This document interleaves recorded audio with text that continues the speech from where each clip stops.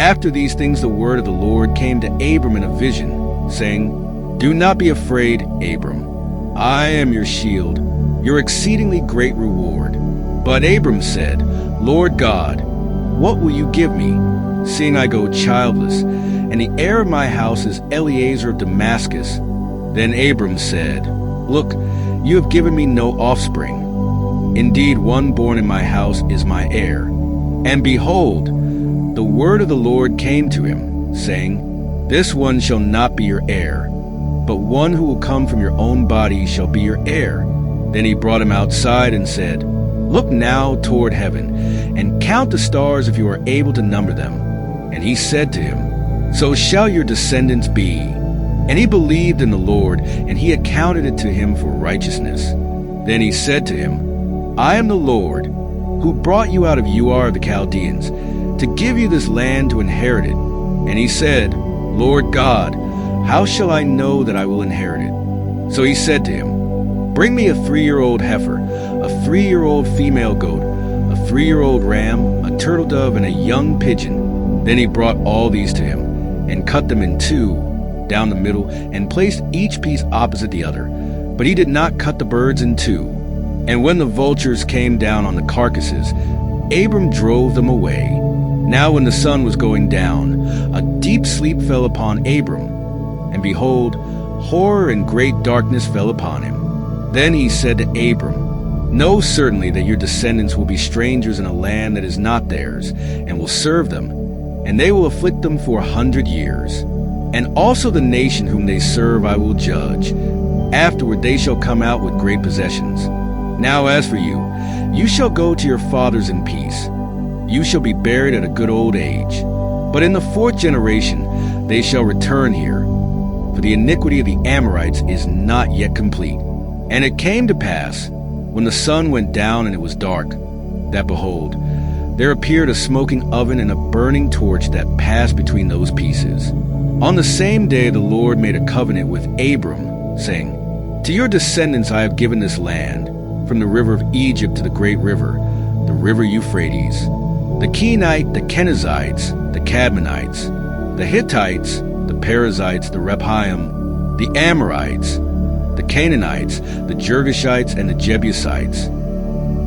Sarai, Abram's wife, had borne him no children, and she had an Egyptian maidservant whose name was Hagar. So Sarai said to Abram, "See now, the Lord has restrained me from bearing children. Please go into my maid. Perhaps I shall obtain children by her."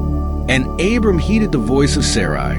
Then Sarai, Abram's wife, took Hagar her maid the Egyptian, and gave her to her husband Abram to be his wife, after Abram had dwelt 10 years in the land of Canaan. So he went into Hagar, and she conceived. And when she saw that she had conceived, her mistress became despised in her eyes. Then Sarai said to Abram, "My wrong be upon you. I gave my maid into your embrace, and when she saw that she had conceived, I became despised in her eyes. The Lord judge between you and me." So Abram said to Sarai, "Indeed, your maid is in your hand.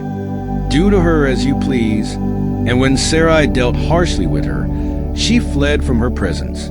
Now the angel of the Lord found her by a spring of water in the wilderness, by the spring on the way to Shur.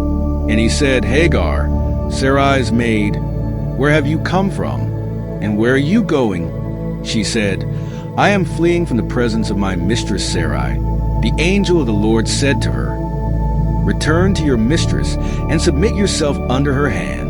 Then the angel of the Lord said to her, "I will multiply your descendants exceedingly, so that they shall not be counted for multitude."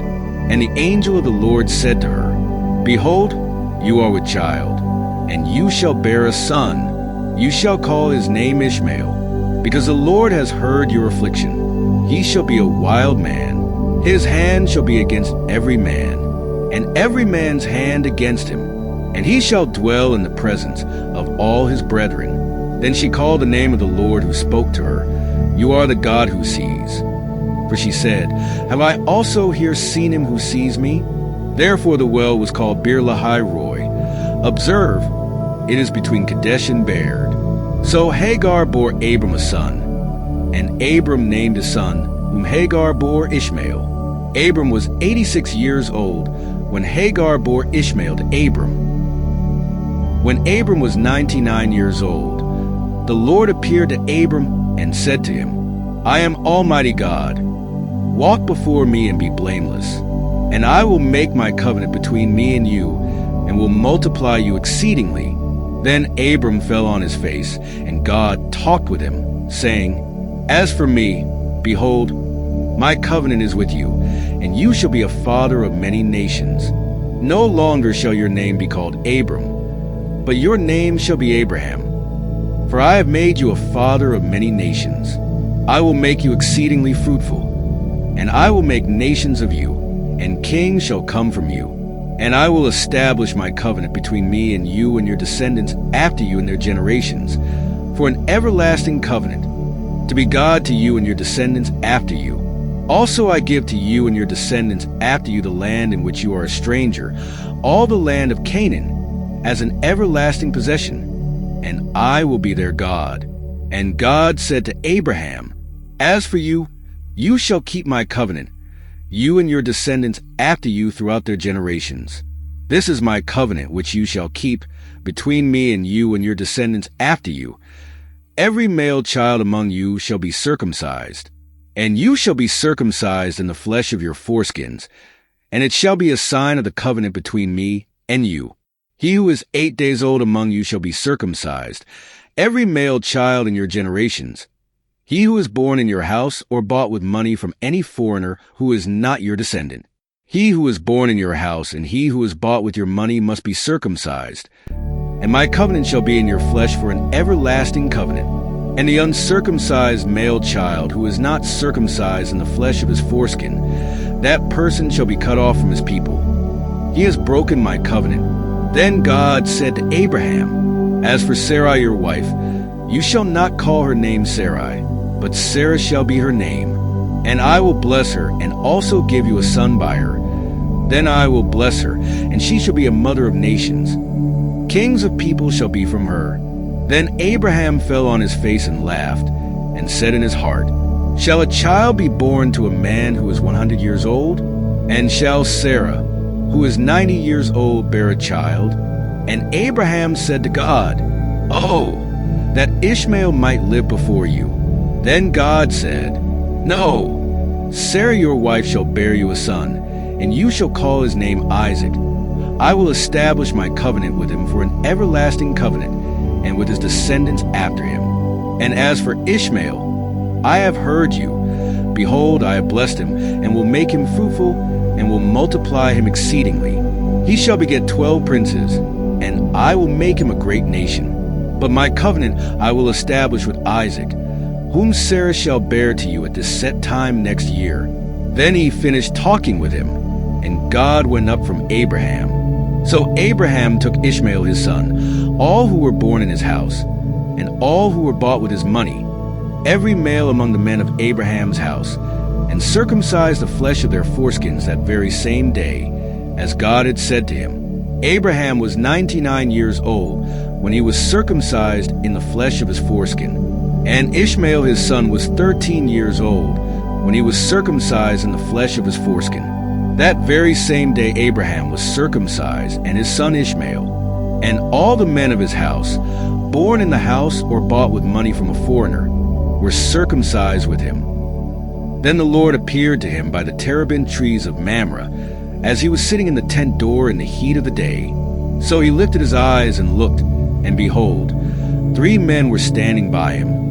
And when he saw them, he ran from the tent door to meet them, and bowed himself to the ground, and said, My Lord, if I have now found favor in your sight, do not pass on by your servant. Please let a little water be brought, and wash your feet, and rest yourselves under the tree. And I will bring a morsel of bread, that you may refresh your hearts.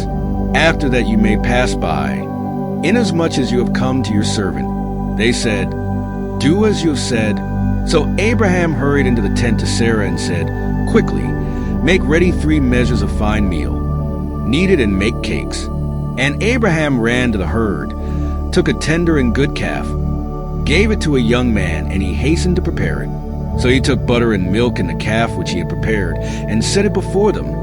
And he stood by them under the tree as they ate. Then they said to him, "Where is Sarah your wife?"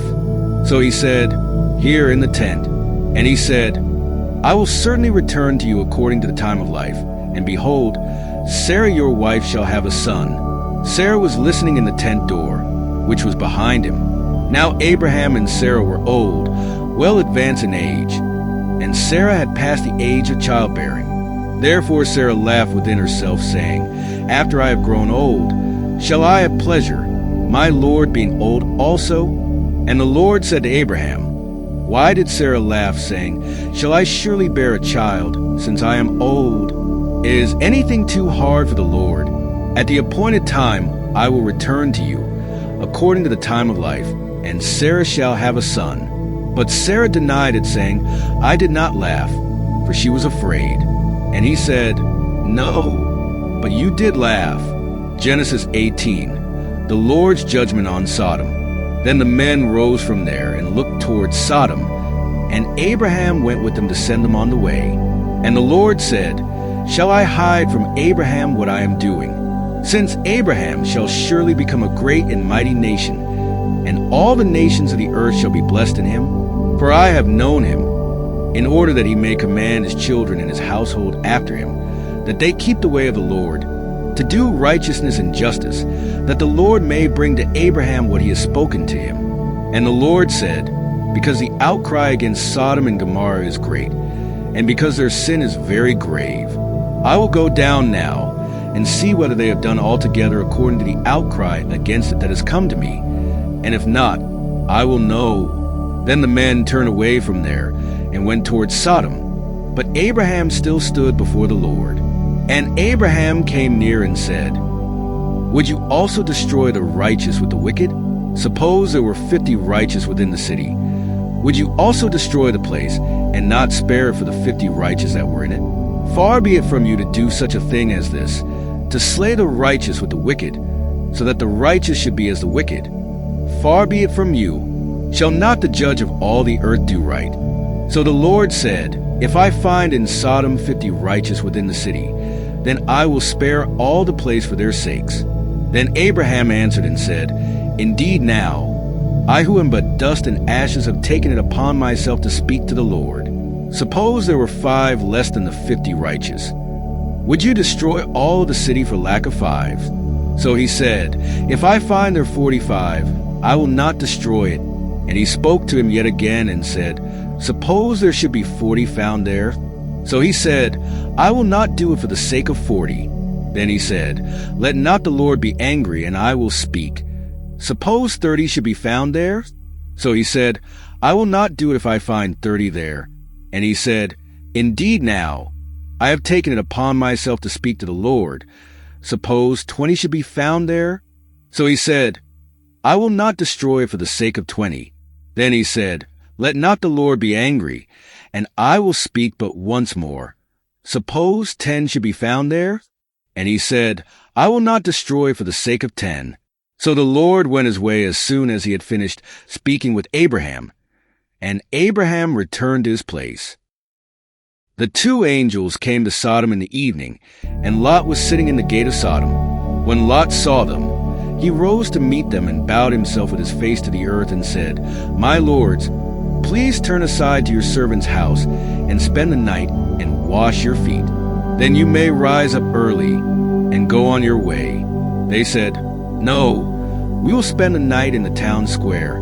But he urged them strongly, so they turned aside to him and entered his house.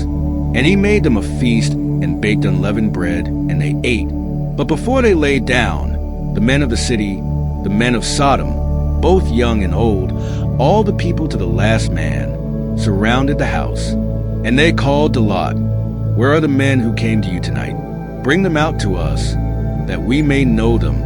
Lot went out to the men at the entrance, shut the door after him, and said, "I beg you, my brothers, do not act so wickedly. Behold, I have 2 daughters who have not known any man. Let me bring them out to you, and do to them as you please. Only do nothing to these men, for they have come under the shelter of my roof." But they said, "Stand back." And they said, "This fellow came to sojourn, and he has become the judge. Now we will deal worse with you than with them." Then they pressed hard against the man Lot, and drew near to break the door down.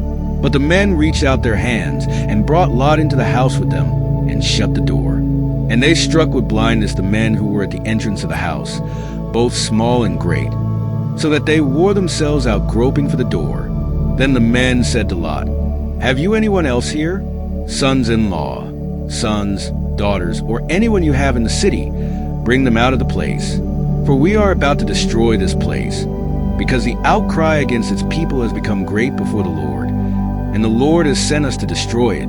So Lot went out and said to his sons-in-law, who were to marry his daughters, "Up, get out of this place, for the Lord is about to destroy the city." But he seemed to his sons-in-law to be jesting. As morning dawned, the angels urged Lot, saying, "Up, take your wife and your 2 daughters who are here, lest you be swept away in the punishment of the city." But he lingered. So the men seized him and his wife and his 2 daughters by the hand, the Lord being merciful to him. And they brought him out and set him outside the city. And as they brought them out, one said, "Escape for your life. Do not look back or stop anywhere in the valley. Escape to the hills, lest you be swept away." And Lot said to them, "Oh no, my lords. Behold, your servant has found favor in your sight, and you have shown me great kindness in saving my life. But I cannot escape to the hills, lest the disaster overtake me and I die. Behold, this city is near enough to flee to, and it is a little one. Let me escape there. Is it not a little one? And my life will be saved." He said to him, "Behold, I grant you this favor also, that I will not overthrow the city of which you have spoken. Escape there quickly, for I can do nothing till you arrive there." Therefore the name of the city was called Zor. The sun had risen on the earth when Lot came to Zor. Then the Lord rained on Sodom and Gomorrah sulfur and fire from the Lord out of heaven. And he overthrew those cities and all the valley and all the inhabitants of the cities and what grew on the ground. But Lot's wife behind him looked back, and she became a pillar of salt. And Abraham went early in the morning to the place where he had stood before the Lord. And he looked down toward Sodom and Gomorrah and toward all the land of the valley. And he looked, and behold, the smoke of the land went up like the smoke of a furnace. So it was that, when God destroyed the cities of the valley, God remembered Abraham and sent Lot out of the midst of the overthrow, when he overthrew the cities in which Lot had lived, Lot and his daughters. Now Lot went up out of Zor and lived in the hills with his 2 daughters, for he was afraid to live in Zor. So he lived in a cave with his 2 daughters. And the firstborn said to the younger, "Our father is old, and there is not a man on earth to come into us after the manner of all the earth. Come, let us make our father drink wine, and we will lie with him, that we may preserve offspring from our father." So they made their father drink wine that night, and the firstborn went in and lay with her father. He did not know when she lay down or when she arose. And on the next day, the firstborn said to the younger, "Behold, I lay last night with my father. Let us make him drink wine tonight also. Then you go in and lie with him, that we may preserve offspring from our father."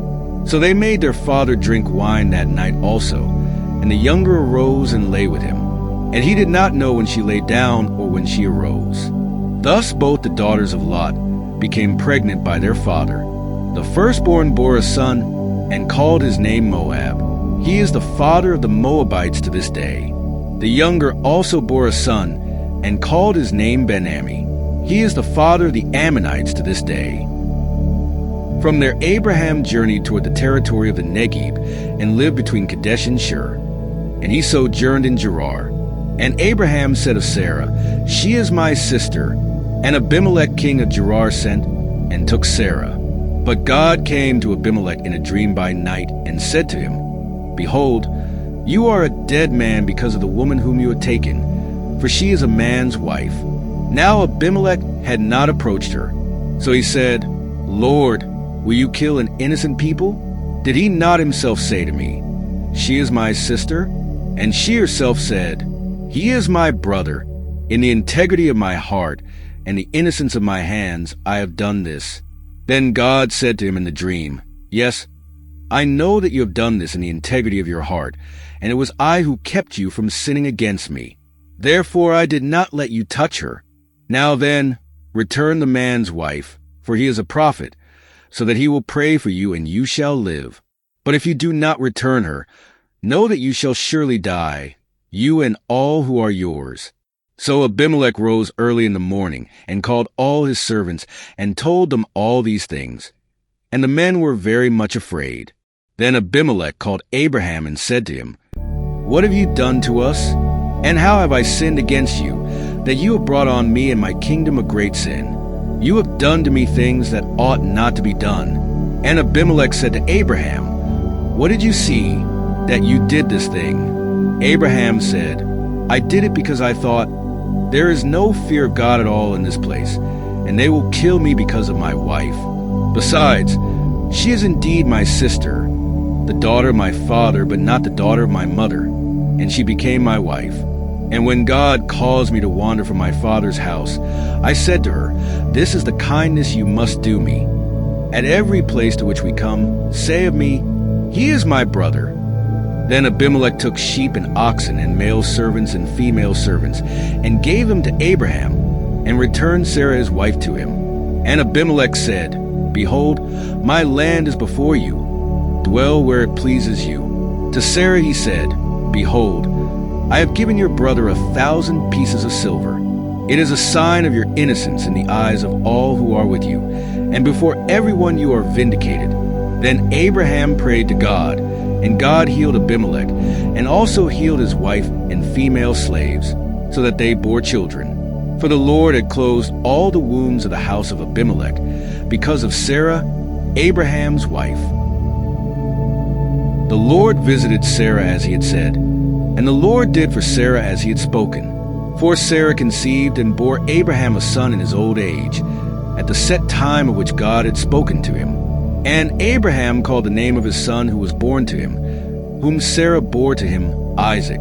Then Abraham circumcised his son Isaac when he was 8 days old, as God had commanded him.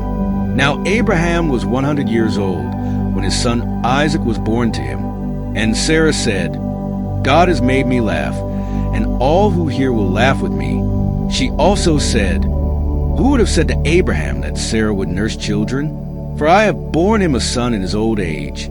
Hagar and Ishmael sent away. So the child grew and was weaned. And Abraham made a great feast on the day that Isaac was weaned. And Sarah saw the son of Hagar the Egyptian, whom she had borne to Abraham, scoffing. Therefore she said to Abraham, "Cast out this bondwoman and her son, for the son of this bondwoman shall not be heir with my son Isaac."